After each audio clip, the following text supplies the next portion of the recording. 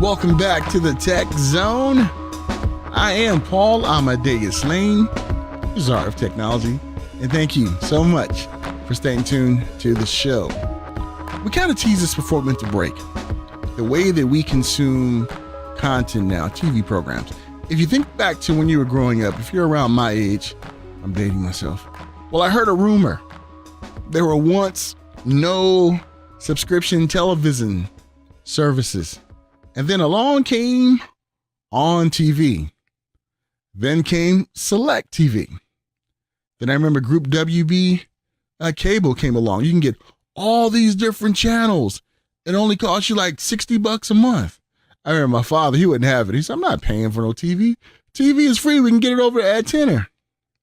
My, how things have changed, haven't they?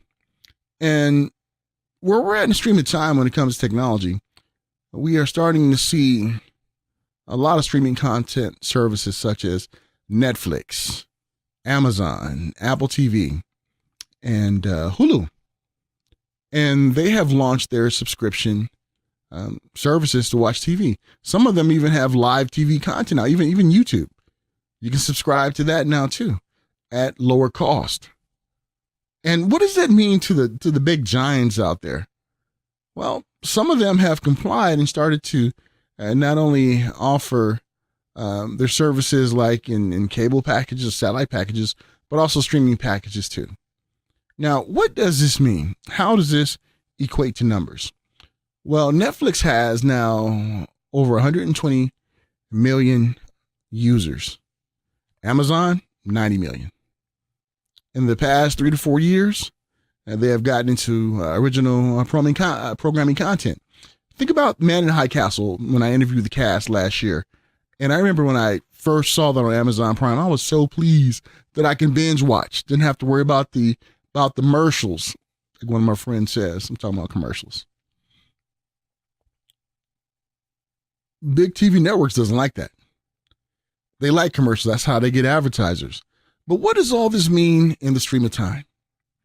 Well, I decided to put the call out so I can get this very distinguished guest on with over 40 years in the media business and get his take on it and where we're headed. And I'm so happy right now to have joining with me. It's an honor. This gentleman right here, like I talked about in the beginning, has seen all the trends happen when it comes to media, and to have him on to talk about how many consumers are cutting the cord when it comes to content. So happy to have Mike Kelly, CEO of Kelly Newman Ventures. Mike, how are you doing, my friend? I'm doing great. How are you today? Thanks very much for having me on. Mike, it's an honor. It's an honor, my friend. And Mike, when we see how things have transformed over the years when it comes to content, whether if it's digital media, print media, what has been your take on everything in the years that you've been in the business? Yeah, well, it's interesting. You know, technology is changing every business for sure, but I think the most obvious to the consumer is the media business, right? Because not that long ago, they had limited choices, a handful of television networks, maybe 1 or 2 newspapers in their town. Their media consumption was controlled, sort of top down. You read about things when the publisher of the newspaper wanted you to read things. You watched television shows when the producer of the television show wanted to air that show. And sometimes they'd only make 10 or 12 of them. They'd put them up every Sunday, every Monday. And so they were kind of in control. It was top-down consumer experience. And technology is so different. You know, technology is about enabling people to do things when they want to, how they want to, increase the way people interact with goods and services and products. So when it came to media, the very early stages was sort of just a transportation of one thing to another. So newspapers became websites, magazines became websites, retail stores became online commerce stores. But the one area that was most resistant was television. So we all have seen how choice, digital technology, digital media has given us this incredible choice in news, entertainment, sports, etc. But when it came to actually video and streaming of television, it was slower. It gave us more things, but the basic kind of shape and flavor of the television industry really didn't change that much. But then high-speed internet really two things: high-speed internet connectivity of consumers in their home, and mobile phones, portable viewing devices, you can call them, right? I mean, they started out as telephones, but now most people don't even use their mobile device as a telephone anymore, right? They use it as whatever they want it to be, whether it's a location finder, a way to get a car, a way to get a room, or most importantly, in my world, a way to watch content, television, movies, etc., where they are, when they want to do it. So it's been kind of interesting to see how the television industry reacted to that. At first, they put a wall up around their technology, and they really didn't allow content to be streamed that way. And as we were sort of talking about earlier, really media and technology, it's a culture clash. You've got the Silicon Valley approach to technology, which is kind of winner take all, creating the ultimate consumer experience. And you've got then the approach of media where, yes, there's competition, but everybody kind of works together. There's room in it for all of us. So the media guys really weren't used to this rapacious attitude of technology coming in and trying to break down those walled gardens. And it first started really with things, consumer things like DVRs that let you store content and then watch it whenever you wanted to. You give consumers a taste of that, and they're going to want it more and more. And then the big shifts happened about 8-10 years ago when streaming became faster. It became technically possible to watch video without the crazy buffering and all that kind of stuff. And then, sort of the floodgates started to open. First with services like Netflix, which, not that long ago, Netflix business was to mail you CDs. And of course now it's the ultimate at producing shows. They really mimic the networks. The big difference is that the networks, by and large, made money in just two ways. They licensed content to other people, local television stations, et cetera, and then they sold advertising on their content. This whole new revolution, the consumer has said pretty clearly, I'm not so sure about advertising. So Netflix, Hulu has a premium service where you get no advertising, Amazon, they all charge by subscription. So now we're seeing really a shift in the business model. The television industry, a dozen years ago felt like they're never going to change. It's always going to be being in control of when people watch things and having that connection to the cable box. Now, I'm sure it's kind of generational, but it's crossing over where people don't even get cable service anymore. All they need is a high-speed internet access. In major cities, you can get that from your telephone provider, et cetera. So it's really interesting to see. It's going to accelerate now that everybody has a high-speed connection, that these services are popping up right and left, over-the-top television, and even internet-connected television services like Sling and others that bundle regular channels for you to watch. You don't ever have to have a relationship with the cable company. So it's quite a sea change, and it's driving advertisers a little crazy because their whole thing was always, okay, how many people do we need to reach with what frequency? Right. I remember talking to the guys years ago at Anheuser-Busch, the early days of internet advertising, and the head of advertising for Anheuser-Busch just said, hey, you know what? We know exactly how many television commercials we need to run to sell a case of beer.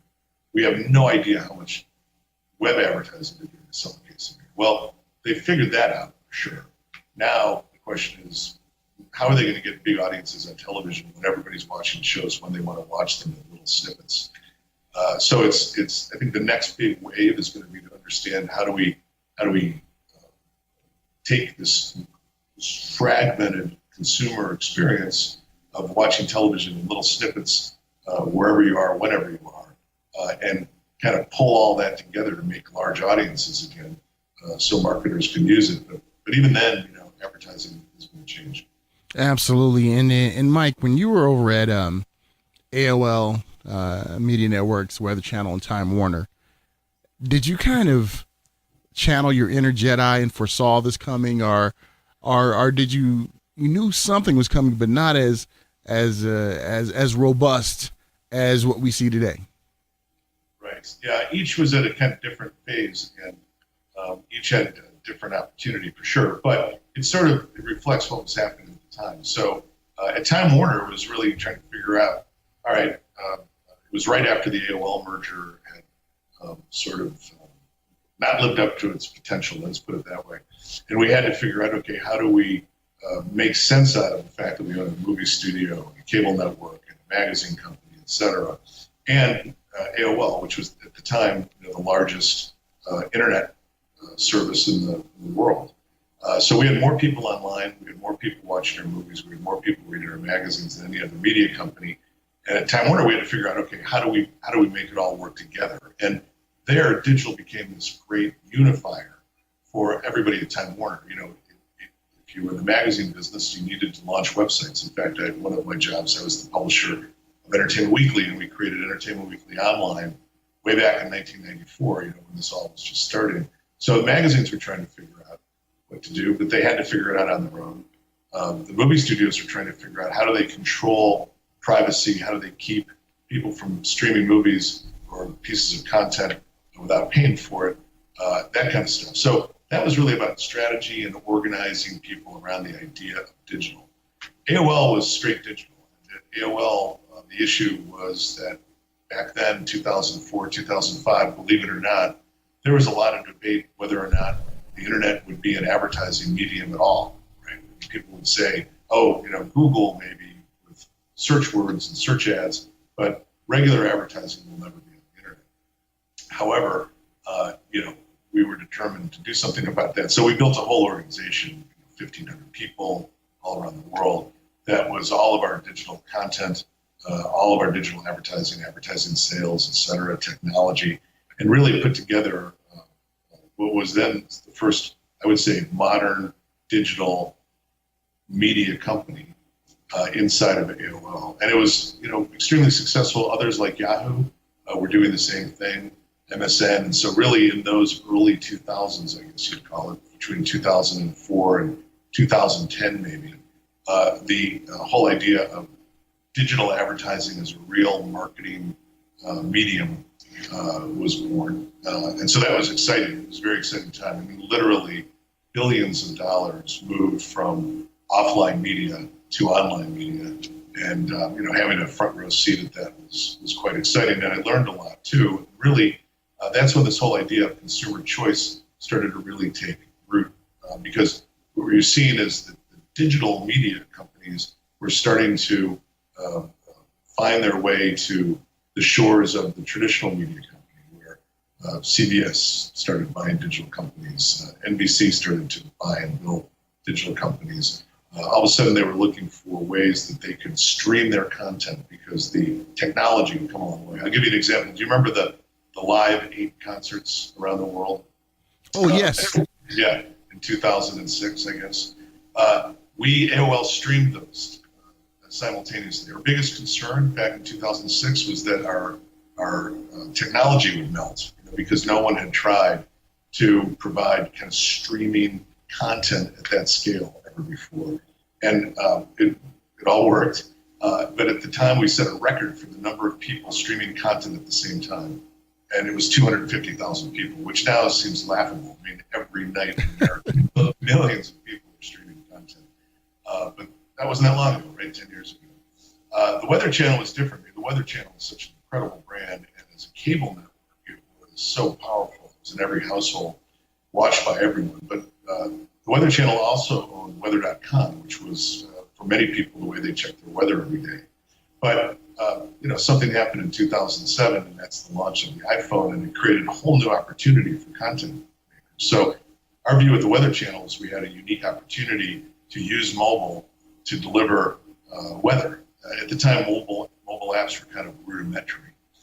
So we built a supercharged mobile app that could actually stream our network if the network that it was on, AT&T or Verizon, et cetera, was powerful enough. And, or if you were in a Wi-Fi, you could watch the network.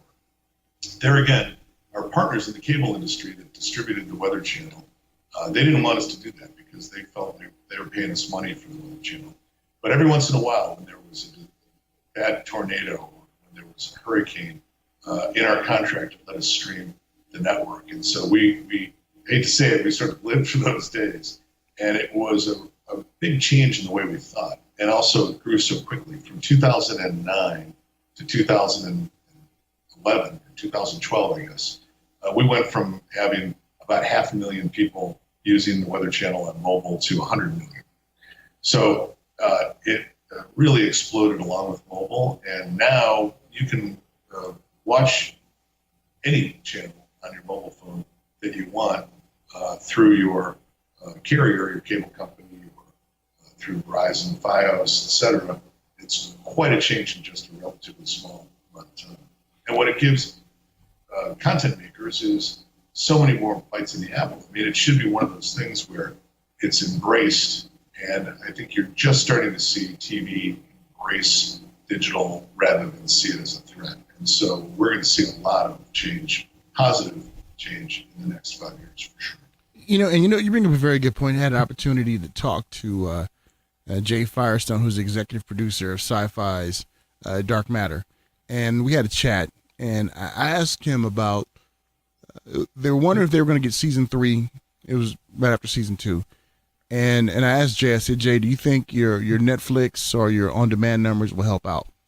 And he said, absolutely, because you'll see, like now, studios and also network looking at okay, this episode, had this many hits, that many hits, and we starting to see that now too. When different shows get canceled, like the Mindy Project, how it went straight over to Netflix.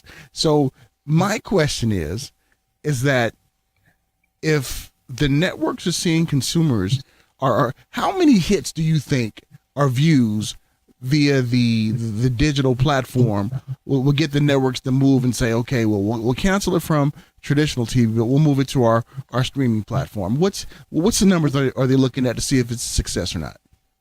Yeah, I don't know if there's any one number, but you bring up a really good point, how hard it is to measure. And why, you think, okay, why do these guys measure viewing to begin with? Well, because they want to sell advertising, right? They want to get as big an audience as they possibly can. A lot of the digital formats, it's the same kind of thing. You want to have people viewing.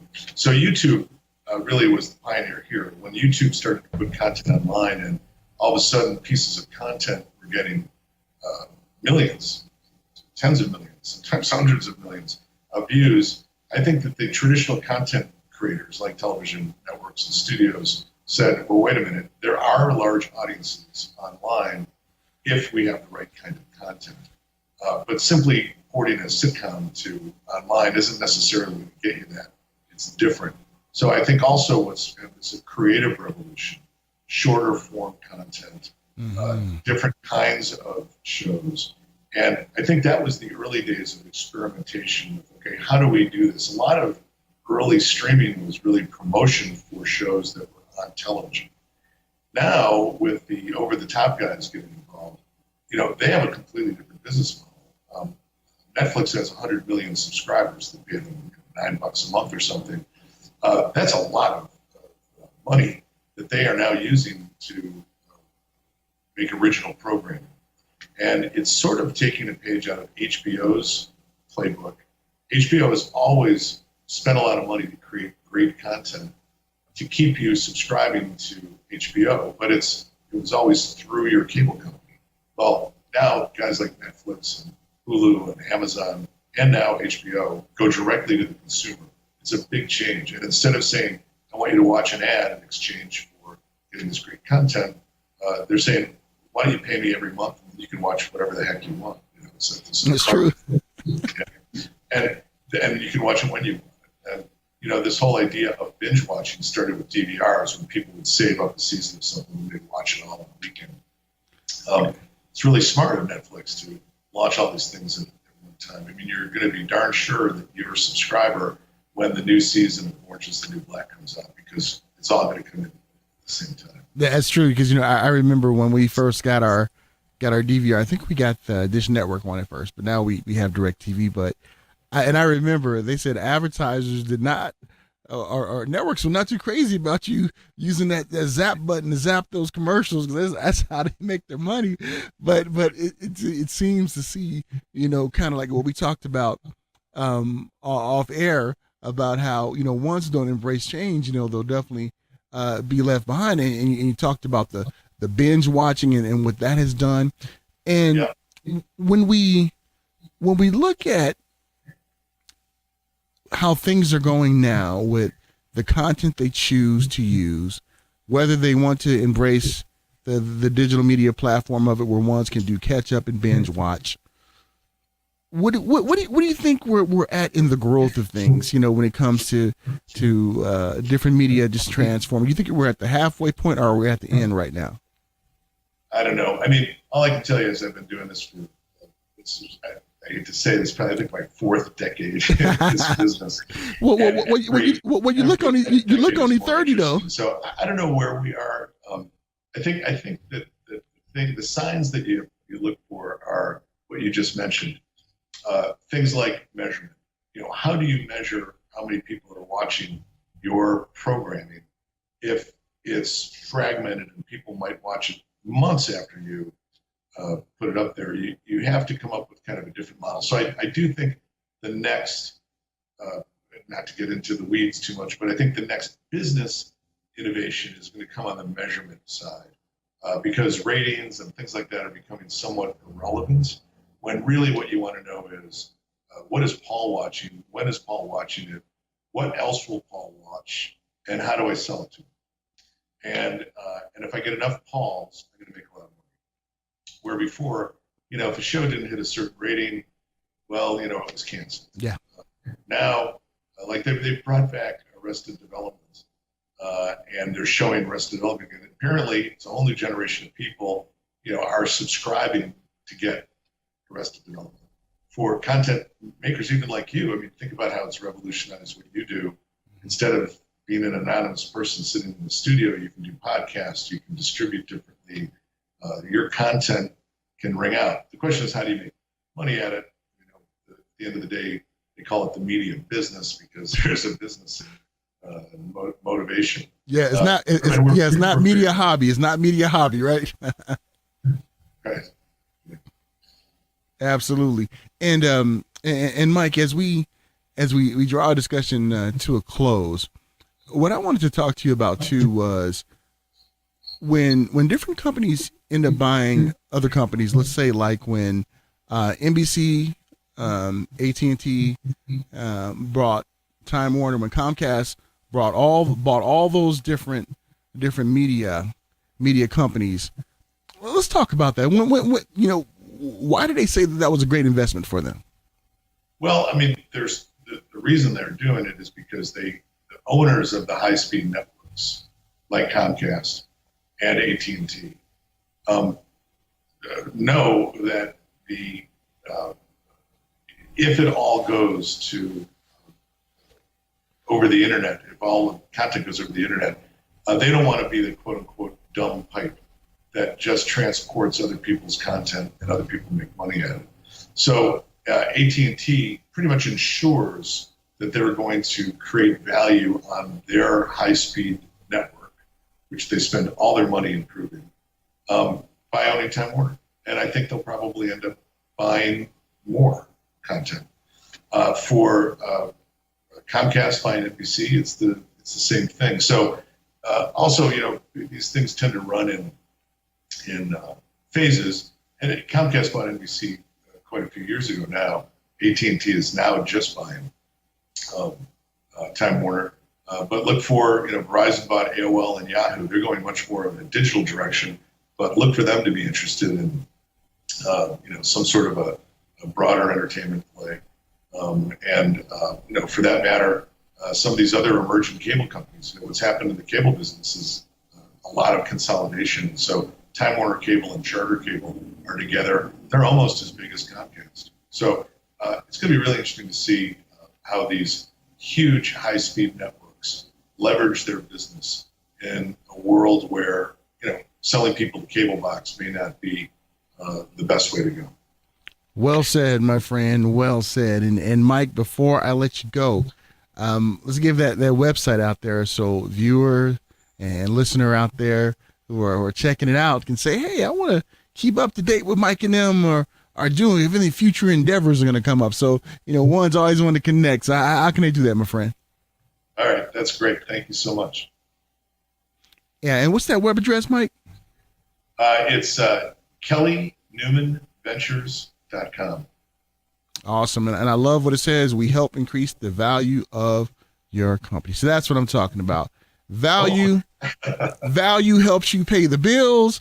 Value helps you to keep your wife happy, and paying the bills helps you do all those things and everything. And Mike, I tell you, it's been a real honor having you on, and your career in media for over 40 years is just phenomenal. I want to give you some props too about the Weather Channel. My mom still to this day loves the Weather Channel, and it may not be why you think, or maybe you do, because you probably heard feedback when you were at the Weather Channel. Yeah. She loved the jazz that was played. I know. Do you want to know something funny? Yes, please. It was before I got there, but they took all the music of the Weather Channel, which is all, what do you call it in your industry? Like needle drop, it's all yes, kind of free, right? Yes. And they took that and they produced it, and it became a gold record. Wow. Go figure, right? That's funny. That is something. I'll let my mom know that for sure, because she I tell you, we will be at home and I want to watch the game. She has a Weather Channel on. So. Yeah. Right. People, the Weather Channel was a great brand, and it was one of those things where, not to sound corny, but it really was how people planned their day, and we made our mission to make it easier for you to enjoy life, so you knew more about what was going on outside, and it was fun. That was a lot of fun working there. And Mike, I consider you one of the media icons out there, my friend. Your decades in the business and your insight, great privilege talking to you, my friend. Yeah, great talking to you. Thanks very much. And you've got a great show. It's really makes a big difference for people to know what's going on in tech. Thank you so much, my friend. I really appreciate it. Truly an honor to have Mike Kelly on, a CEO of Kelly Newman Ventures. Make sure you follow them and connect with them. Go to their website.